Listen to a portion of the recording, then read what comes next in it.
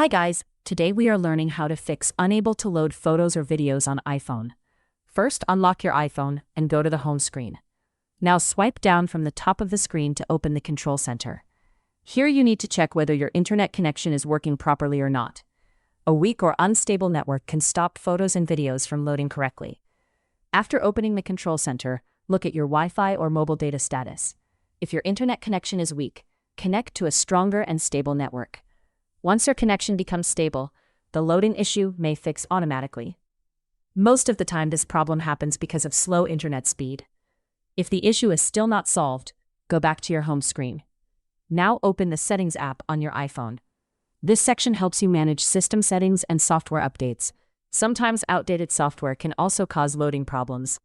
Inside Settings, check at the top of the screen for any software update option.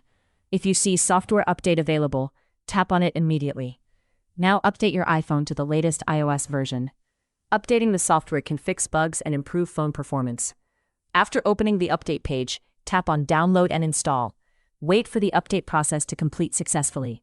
Once the iPhone restarts, check your photos and videos again. In many cases, the issue gets completely fixed after updating.